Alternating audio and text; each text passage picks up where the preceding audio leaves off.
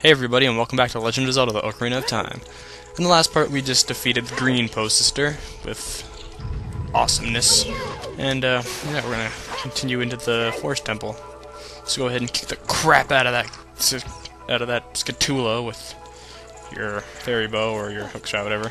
And we have the fourth Poe Sister just sitting alone in the elevator. I guess she's upset because her sisters are dead.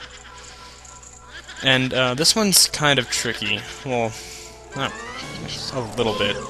More tricky than the other ones, at least. This one has kind of a gimmick to its fight. You'll notice that there's 4 different copies, but the one that's the real one is the one that spins. So that's how you know that it's the real one.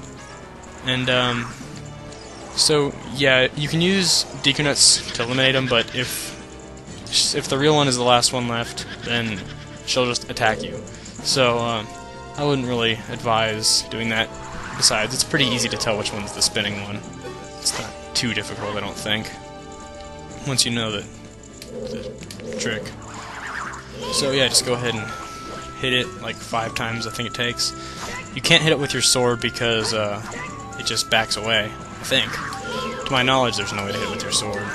Try jumping attack it, but yeah, just 5 arrows to take it out pretty easily, so go ahead and do that.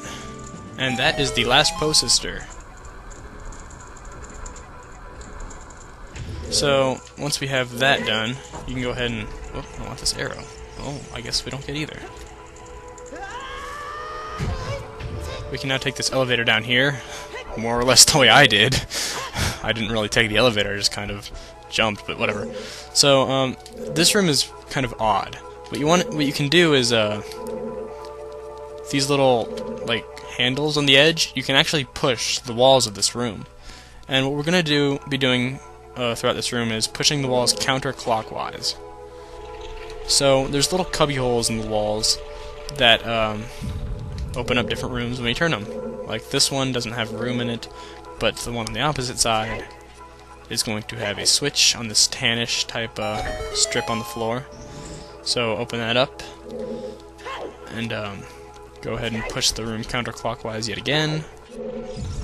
Okay, and since we opened up this little cubby right here, we're going to go ahead and push this switch. And on the other side, I don't think there's... Nope, there's nothing. So go ahead and push the room counterclockwise yet again, which will open up a new tan hallway. And in here we have a Skulltula and a gold Skulltula. So go ahead and take those out. Be able to get this token. So that's like number 51, I think. And go ahead and get this chest if you want. I think it's arrows. Yep, it's arrows. So yeah, if you're in need of arrows, you can go ahead and get that. And in this part, there's nothing. So go ahead and push the room counterclockwise again.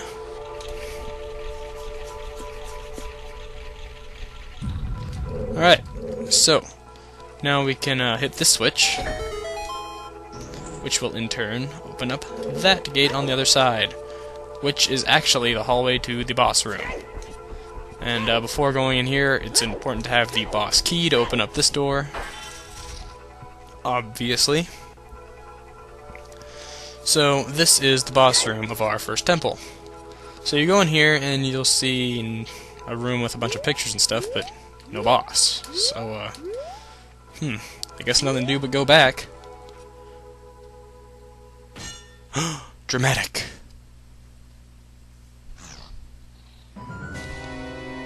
Oh my god, it's Ganondorf!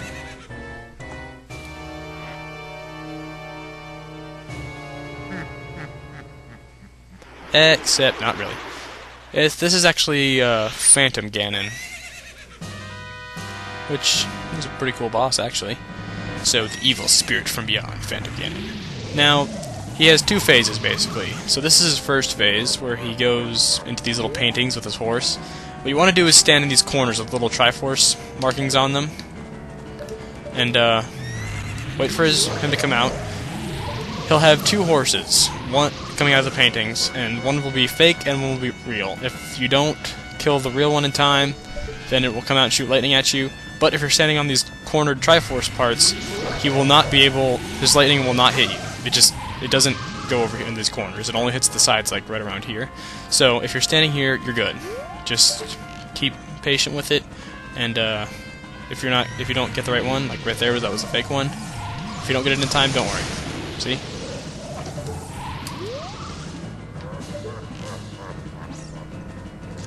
So we're just gonna wait for him to come out again. It's gonna be one of these two. Which one? This one. Okay, and this will initiate the second phase, where you basically do the most cliched attack sequence in all of Zelda games, I think. So you basically just hit Ganon, and you can use that speedrunning trick that I taught you earlier with the Stalfos, and it works really good here. Now, if you hit the magic back at him from the close, then you will have a little bit of time to attack him. But if you hit him with it from far away, then you will have a much longer time to attack him.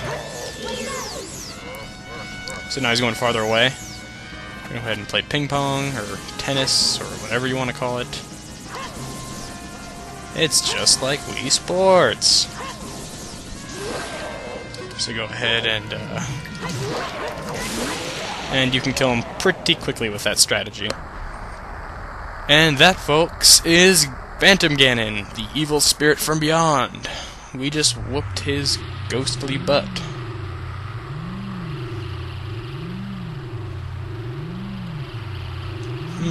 We may be gaining some slight skill. Yeah, right. Yeah, we get it. When you try to defeat the real Ganondorf, you won't be so lucky. We'll only be doing the exact same thing.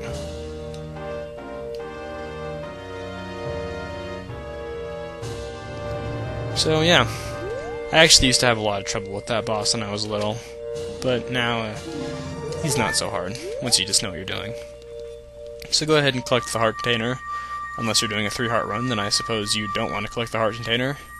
Because if you're like me, you always forget you're doing a 3-heart run, and you collect it out of habit, and I'm going off on a tangent, and this is the Chamber of the Sages, and we're going to get a new medallion, and I'm going to stop talking like this, because it's probably really annoying. So I wonder who the Sage of the Forest is. Saria! She's not dead.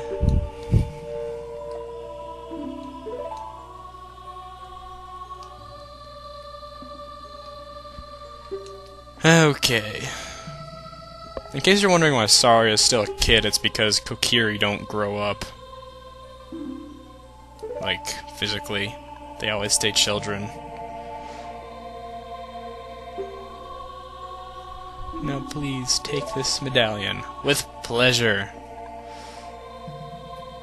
We will take your medallion because it's shiny and we love shiny things.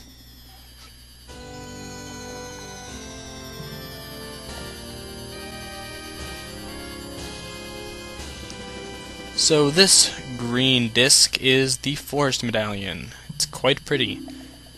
Sarah awakens as a sage and adds her power to yours. Colors of the rainbow. Aw, Saria will always be our friend.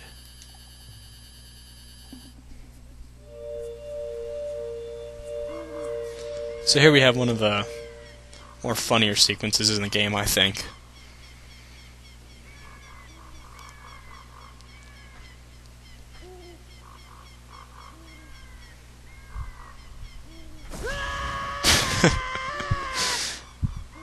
I always just love how this little fat tree like pops out of the ground and has this like neutral face on and just scares the crap out of Link. Not to mention, every time I see this part, I always think of this scene from Adam West Lapdog's Bridge series, which is just hilarious. So now what he's going to pretty much do is tell us some backstory. And right here, like I said before, he's telling us that Kokiri never grow up. But he's like, so why aren't we still a kid? And he reveals that we are not a Kokiri, we're a Hylian. So that means we are of higher breed. No, I'm just kidding. But it does mean we're cooler. Oh, yay. Flames. It's actually kind of weird. We're gonna go tackle the fire temple next, and